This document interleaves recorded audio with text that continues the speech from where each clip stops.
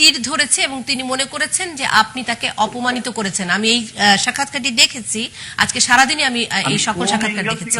অপমানিত করলাম না, সেটি ভিন্ন প্রসঙ্গ। সেটি 1 ঘন্টার তিনি মনে করেছেন যে তার নোটিশে বলবে যে সমস্ত কিছু চেঞ্জ করে ফেলতে হবে। আমি তো সুপার হিরো না। না, শাকিব খান তিনি বলতে চাচ্ছেন যে আপনাদের মধ্যেকার প্রতিশ্রুতি আপনি ভঙ্গ করেছেন। আমার প্রশ্নটি আবারও ঘুরে ফিরে এক জায়গায়, যে আপনি আপনার সন্তানের বয়স 5 মাস, এই সন্তানকে আপনি কেন বাংলাদেশের মানুষের সামনে আনলেন না? সেটা তাকেই জিজ্ঞেস করেন না। না না, আপনি কেন আনলেন না তাকে? তো তিনি তো বলছেন আপনি রাজি হননি, তাই আপনি কেন আনেননি? বলি যে এটা তার ক্যারিয়ারের সাথে সে কখনো আনতে দেয়নি। উনি তো 5 মাস হয় দেশে এসেছেন। সেটা আপনি তাকে জিজ্ঞেস করেন, সেটা তার ক্যারিয়ারের সাথে সে আনতে দেয়নি। এখন তো তিনি আনছেন, তার ক্যারিয়ার তো তাহলে ধুলিস্যাৎ। আমি তো তাকে অস্বীকার করছি না।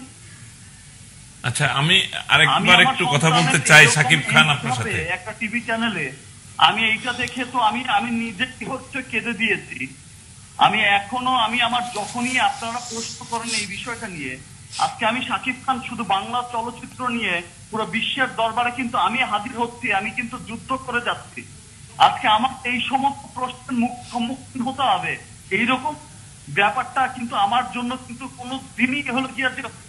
না শাকিব খান, আপনার বাংলা চলচ্চিত্রে অবদান নিয়ে কিন্তু কোনো প্রশ্ন নেই, এবং সেই কারণেই প্রত্যাশাটা হচ্ছে একজন নায়ক যিনি ওই নম্বরে যদি আপনি বিশ্বাস নাও করেন, তারপরেও বাংলাদেশের 1 নম্বর নায়ক, তিনি নিশ্চয়ই এই দৃঢ়তা নিশ্চয়ই রাখেন যে তিনি আরেকজন নায়িকাকে বিয়ে করে সংসার করলে সেটি সারা বাংলাদেশের মানুষকে, সারা পৃথিবীর মানুষকে জানাতে পারেন। সেরকম অনেক নায়ক আছেন বিভিন্ন দেশে যারা খুব সফলতার সাথে সেই কাজটি করছেন, তাতে তাদের ক্যারিয়ারে তেমন কোনো চির ধরেনি। আর ক্যারিয়ার নিয়ে যদি চিন্তা করতেন তাহলে তো বিয়ে করবার দরকার ছিল না। এইটা আগে কেন আপনি বলেন? শাকিব খান, আমি আবার নাইমুল ইসলাম খান আপনার সাথে যুক্ত হচ্ছেন। শাকিব খান, আমি আপনাকে ভাই বলে একটা কথা বলছি। আমার এই পরামর্শটা একেবারেই ব্যক্তিগত। আমার মনে হয় আপনারা দুজন একটু সময় নিয়ে আপনাদের একটা সমঝোতা করেন, আর মিডিয়াতে আর নতুন করে কিছু বলেন না। আপনারা দুজনই নিবৃত্ত হন। আমি পরামর্শটা শেষ করি। আপনার তো স্বাধীন সিদ্ধান্ত আপনারাই নেবেন, কারণ আপনাদের সঙ্গে একটা সন্তান যুক্ত হয়েছে, তারও ভবিষ্যৎ এবং মর্যাদার প্রশ্ন এখন জড়িত আছে। তো আমার হয়তো হতে পারে অপু বিশ্বাসেরও হয়তো ভুল হয়েছে, আপনারও হয়তো ভুল হয়েছে, মানে হয়তো কিছু একটা আছে। তো আমার মনে হয় এটা অন্যভাবে সমাধান করেন। আমার বাচ্চাটার জন্য একটা অন্য ধরনের একটা মায়া হচ্ছে। আমি আপনাকে বিনীতভাবে বলি, আপনারা দুজন একটু সময় নিয়ে একটা সমাধান বের করেন। এটা বাচ্চাটাকে নিয়ে আর পাবলিক ডোমেইনে বিতর্কটাকে আর বাড়িয়েন না, এটা আমার অনুরোধ। এটা আপনারা বিবেচনা করে দেখবেন দয়া করে। আমি আপনাকে বলি একটা কথা, যে একটা স্টার কখনোই হলো কি মানুষের ঊর্ধ্বে না। সব স্টারই কিন্তু মানুষ। স্টার হোক, সুপারস্টার হোক, প্রত্যেকেই কিন্তু একটা মানুষ। অবশ্যই। তো এতদিন হচ্ছে সম্মুখে আসে নাই। আজকে একটা অপু বিশ্বাসের ভাষ্যই ছিল যে তার আজকে মাথা গরম হয়েছে, সেই পত্রিকায় দেখেছে যে রংবাজ শিরোনামার একটা ছবি হতে যাচ্ছে। তার সাথে আমার কথা হলো যে আচ্ছা ঠিক আছে, আমি কোরবানিতে তোমাকে ব্রেক দিচ্ছি। আর মানুষের তো ব্রেকআপ হয়ই। মানুষের সংসার, মানুষের জীবন, এটা আপনি নিজেও ভালো করে জানেন। আপনি নিজেও ভালো করে জানেন যে মানুষের একবার না হয় দ্বিতীয়বার, তৃতীয়বার হয়ই মানুষের। আপনার সন্তান আছে তো এই জন্য বলছিলাম, ব্রেকআপ হয় শাকিব খান।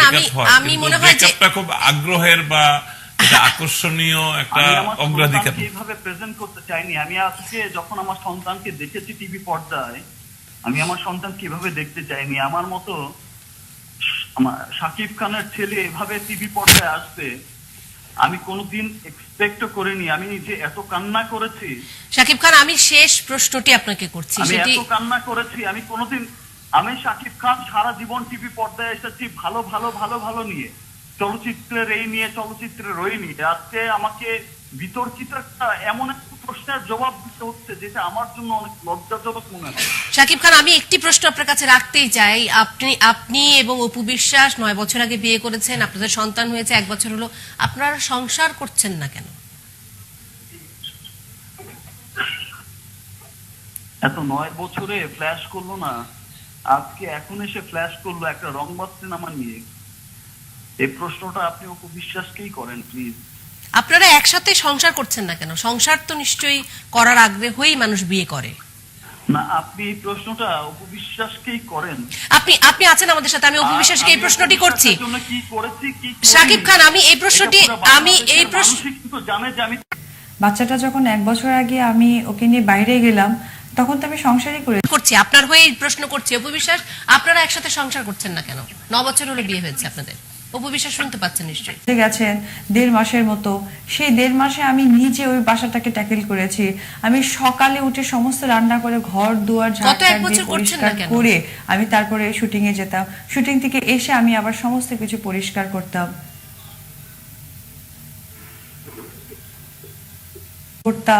আমার শাশুড়ি একবার হজে গেছেন 1.5 মাসের মতো। সেই 1.5 মাসে আমি নিজে ওই বাসাটাকে ট্যাকেল করেছি। আমি সকালে উঠে সমস্ত রান্না করে ঘর দুয়ার ঝাড় দিয়ে পরিষ্কার করে আমি তারপরে শুটিং এ যেতাম। শুটিং থেকে এসে আমি আবার সমস্ত কিছু পরিষ্কার করতাম।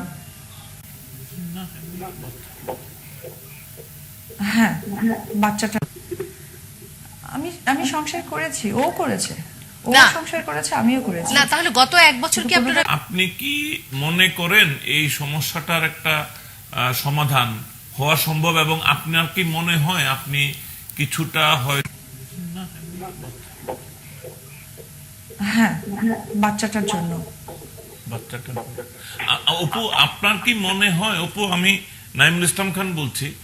আপনি কি মনে করেন এই সমস্যাটার না আসলে সমাধান হওয়া সম্ভব, এবং আপনার কি মনে হয় আপনি কিছুটা হয়তো আবেগ তাড়িত হয়ে একটু ভুল করেছেন, অন্যভাবে এটা সমাধান বিষয়? বাচ্চাটা কনসেপ্ট করার পর থেকে আমি যখন অপু বিশ্বাস না না না না না আসলে এখানে আবেগের কিছু নেই। সমাধানটা আমি অনেক আগে থেকেই চাচ্ছিলাম। যখন থেকে বেবি আমার কনসেপ্ট করেছে তখন কি সমাধান, কিন্তু কোনো সুদূর তো তাদের থেকে পাইনি। আর সবচেয়ে বড় দুঃখের বিষয়, বাচ্চাটা কনসেপ্ট করার পর থেকে আমি যখন দেশের বাইরে, তখন থেকে আমি সাকিবকে একদম ফোনে রিস্ট করতে পারিনি। ওর হয়ে ওর চাচাতো ভাই মনির আমার সাথে সমস্ত কথা বলতো। আমি জানি না সেই কথার মধ্যে ফাঁক ছিল কিনা। আমি যখন একটা মেয়ের বাচ্চা হওয়ার পথে থাকে তখন অবশ্যই সেটাকে ফ্ল্যাশ আপ করতে হয়। আমি এটা চেয়েছি বরাবর। আবার আমি যখন বাংলাদেশে বাচ্চাকে নিয়ে আসলাম, আসার পর আমি যখন অনেক রিউমার সাকিবের শুনলাম, একজন ওয়াইফ হিসেবে আমি এটা মেনে নিয়েছি, কিন্তু একজন বাচ্চার মা হিসেবে এটা আমি কখনোই মানবো না। কারণ আমাকে যেহেতু এখনো দর্শক পাবলিক জানে না, আমার বাচ্চাকেও জানে না, সবাই ঘোরের মধ্যে আছে, তখন কিন্তু আমি সেই রিউমারগুলোকে কখনোই একসেপ্ট করব না। কারণ কি, পৃথিবীর প্রত্যেক মানুষ তার ভবিষ্যৎ ভালো। আপনি কি সমাধান চান? আপনি কি সাকিব খানের সাথে একটা যাই হয়েছে এখন কি সমাধান চান, না এটা নিয়ে আরো মিডিয়াতে তর্ক বিতর্ক হোক? কোনটা আপনার কাছে ভালো লাগবে? না না, আমি কখনোই মিডিয়াতে তর্ক বিতর্ক হোক এটার পক্ষে আমি কখনো না। হয়তো বা আপনারা আমার কথায় কতটুকু ফিল করতে পারছেন আমি জানি না। আমাকে যারা কাছ থেকে দেখেছে বা আমাদের এই সম্পর্কটা নিয়ে কিন্তু সবাই জানতো আমি সত্যি মিডিয়াতে এগুলো তর্ক বিতর্কের একদম পক্ষপাতিত্ব না। যদি আমি হতাম তাহলে আমার বাচ্চাটা কনসেপ্ট করার মুহূর্তে আমি সবাইকে জানিয়ে দিতে পারতাম। আমার এত নাটক, অঙ্গভঙ্গি বা লুকোচুরি এগুলোর কোনো কিছু দরকার পড়তো না। আমার ক্যারিয়ারে নিঃশেষ করার মতো এরকম আপনার সাথে আমি অবশ্যই সমাধান চাই। আমার ছেলে আজকে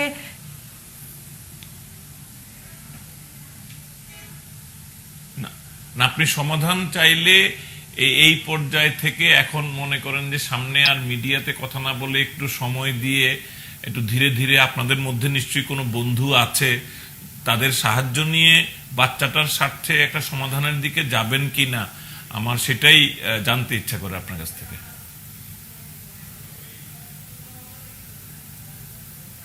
অবশ্যই আমি সবসময় চাই সমাধান হোক, ভালো কিছু হোক।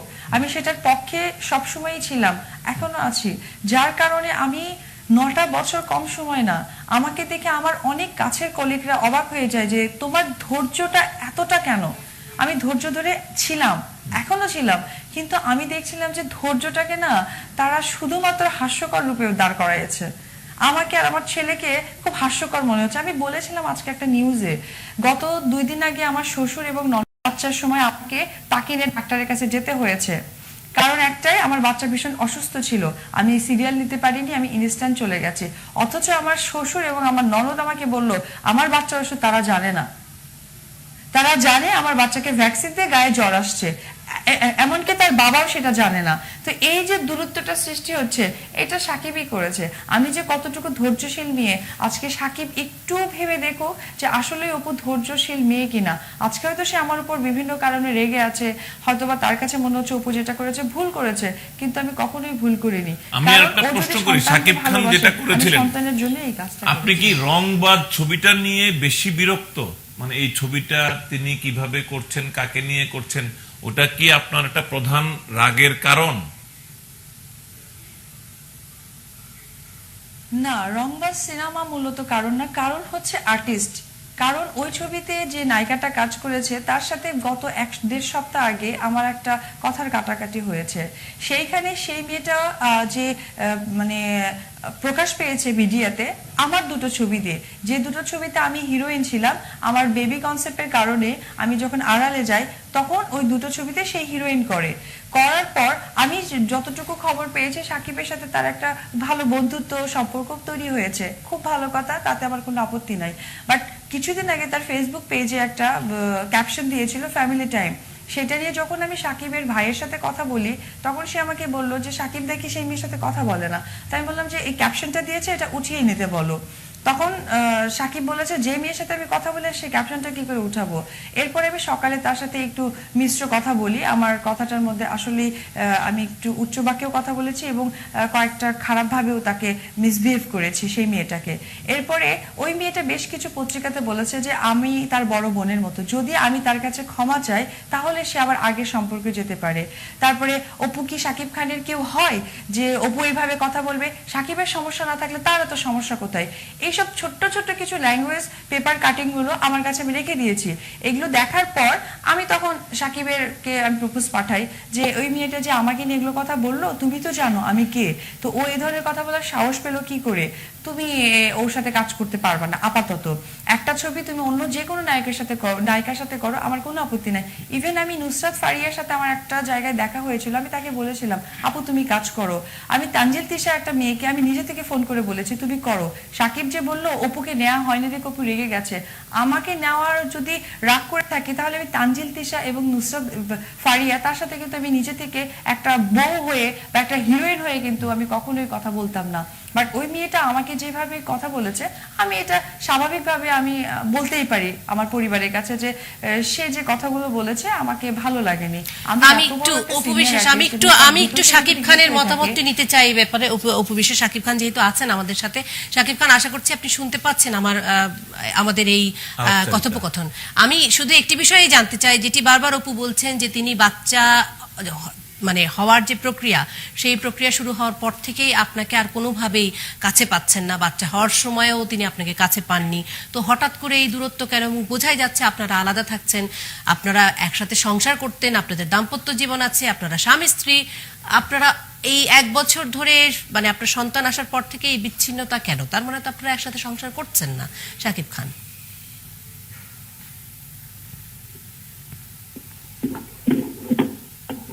সাকিব খান আপনি কি আমার কথা শুনতে পাচ্ছেন?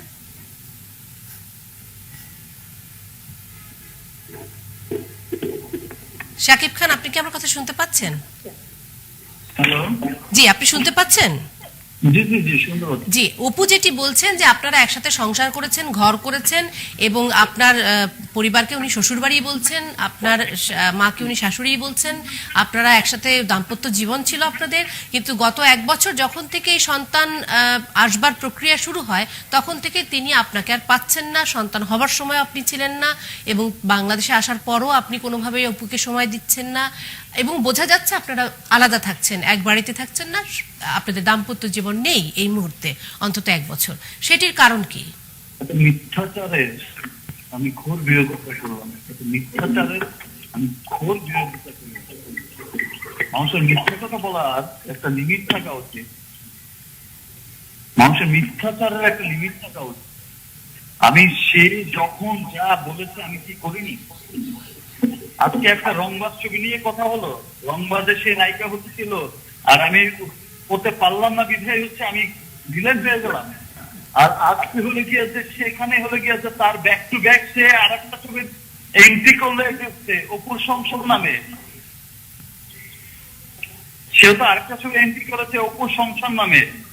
তার প্রডিউসারকে, তার হিরোকে তাহলে দেখেন, তারপরেরটা পরে তো আমি দুদিন পরেই বলবো। যাই হোক, সেটি আপনারা কিভাবে মেটাবেন সেটি আপনাদের ব্যক্তিগত ব্যাপার, কিন্তু শাকিব খান যেটি জানবার আগ্রহ দুদিন ছিল পরে যে আমি বলছি, আর দুদিন পরেই সমস্ত মানুষ জেনে যাবে এটা শাকিব খানকে ডুবানোর জন্য হচ্ছে একটা কঠিন ষড়যন্ত্র, যেই ষড়যন্ত্র বিশ্বাস হয়ে যায়। যাই হোক শাকিব খান, সেখানে আপনাদের সন্তানও আছেন, তার জীবন অনিরাপদ করাটা কতখানি ঠিক হবে সেটি আপনারা ভেবে দেখবেন। আমি তার জন্য যদি নিরাপদ, আমি যদি ইনাই করতাম, তাকে যদি মূল্যায়নে না করতাম, তার জন্য আমি এত লাখ লাখ কোটি কোটি টাকা দিয়ে আসতাম না। শাকিব খান, আমার প্রশ্নটি আরো একবার আপনার কাছে, সেটি হলো যে আপনারা গত 1 বছর ধরে তার মানে বিচ্ছিন্ন থাকছেন, আলাদা থাকছেন। আমি আমার সন্তানকে এভাবে দেখবো আমি কোনদিন ভাবিনি। আমি আমার শাকিব খানের সন্তানকে দেখবো। আপনার স্ত্রী সন্তানকে কাছে রাখছেন না কেন? সেটা তাকে জিজ্ঞেস করেন না। অনেক ভাই ধন্যবাদ আপনি শাকিব খান। আপনি একটু নেতৃত্ব নেন এখানে। শাকিব খান, আপনি লিডারশিপ নেন। You are more powerful, you are stronger. আপনাকে জন্য এটা মানানসই। আপনি একটা ইতিবাচক ভূমিকা নেন, বাবার ভূমিকা নেন। আমাদের মতই চলে, সেটা কে বললো? কিন্তু কথা হলো কি, আজ অনেক বড় বড় ডিসিশন হলো কি মেয়ে মানুষের কথাই চলে। তাই জানি না আমার অপু মায়ের বিশ্বাস কথাই এই অনেক প্রসঙ্গে, শুনি, আপনি আপনার মায়ের কথাই অনেক শোনেন। অপু বিশ্বাস এই প্রসঙ্গে বলছেন যে তিনি কোনোভাবে আপনাকে পৌঁছতে পারছেন না, তিনি চেষ্টা করেও আপনাকে রিচ করতে পারছেন না, এক ধরনের দূরত্ব তৈরি হয়ে গেছে, উনি বুঝতে পারছেন না কেন। পারছে না। উনি সেটি বলেছেন, আপনি হয়তো খেয়াল করেননি, উনি অনেকবার চেষ্টা করে, লিমিটেশন থাকা উচিত। এবং আপনার সাথে একটা দূরত্ব তৈরি হয়েছে কেন সেটা উনি বুঝতে পারছেন না। যদি কাউকে কারো বিরুদ্ধে ব্লেম দিতে চায়, অনেক কিছুতেই দিতে পারে। আমার আর কিছু বলার নেই, বাট আমি আমার সন্তানকে এইভাবে দেখতে চাইনি। আমার আবরারকে টিভি স্ক্রিনে এত বিতর্কিত ভাবে আসবে, আমি এটা কোনো দিনই চাইনি। শাকিব খান, এটা আর বাড়তে দিয়েন না ভাই, আপনার সন্তানের স্বার্থে এটা অনুরোধ আপনাকে। যাই হোক, শাকিব খান, নিশ্চয়ই এটির একটি অবসান হবে এবং নিশ্চয়ই সেটি একটি ইতিবাচক অবসান। আমরা শাকিব খান এবং অপু বিশ্বাস দুজনকেই বাংলা সিনেমার জগতে অত্যন্ত গুরুত্বপূর্ণ মনে করি। আপনি গিয়ে দেখেন যে আজকে একটা অপু সংসার নামে একটা সিনেমা এন্ট্রি হলো। সে সিনেমার নায়ককে, সেই সিনেমার প্রডিউসারকে, সেই সিনেমার সমস্ত কিছুকে এটা জিজ্ঞেস করি আমরা অপুকে, আমার সব অপোজিশন পার্টি। শাকিব খান, কিন্তু তারপরেও আমি আপনার কাছে কিন্তু প্রশ্নের উত্তরগুলো পেলাম না। কেন আপনারা আলাদা থাকছেন? কেন আপনার স্ত্রী সন্তান আপনার কাছে থাকছে না? বাবার ভালোবাসা, স্বামীর ভালোবাসা, স্ত্রীর মর্যাদা, এই সমস্ত কিছুকে একসাথে করে কেন আপনারা থাকছেন না? সেই প্রশ্নের উত্তরটি কিন্তু আমরা পাই না। বলেন, আর কি মর্যাদা দিব? চাকরের মতোই তো খেটে গেলাম গত এই যে এত বছর ধরে। যা বলেছে এর সাথে অভিনয় করা যাবে না, করলাম না, এর সাথে করা যাবে না, করলাম না। স্ত্রীর মর্যাদা আর কিভাবে দিব? একসাথে থাকছেন না কেন? একসাথে থাকছি না কবে থেকে বলেন?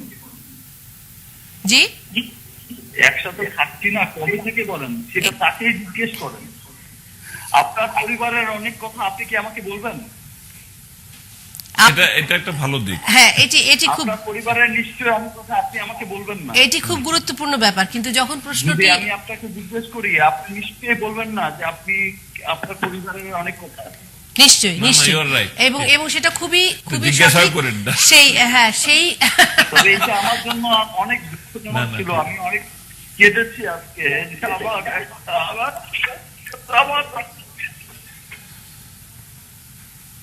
আমার ছেলেকে আমি এভাবে প্রেজেন্ট করতে কোনদিন চাইনি। As a Shakib Khan, as a superstar. Thank you. অনেক ধন্যবাদ শাকিব খান আমাদের সাথে যুক্ত হওয়ার জন্য এবং আমাদেরকে এতটা সময় দেওয়ার জন্য। অপু বিশ্বাস, আপনাকে অনেক ধন্যবাদ। এবং আরো একবার আপনাকে আমরা জানিয়ে রাখছি যে আপনি আপনার সন্তান এবং আপনার সামাজিক, রাষ্ট্রীয়, আইনি যে মর্যাদার জন্য লড়ছেন, সেটির নিশ্চয়ই একটি ইতিবাচক সমাধান হবে। সে কারণ আপনারা এতক্ষণ নিশ্চয়ই সঙ্গে ছিলেন। বিরতি থেকে ফেরত আসছি।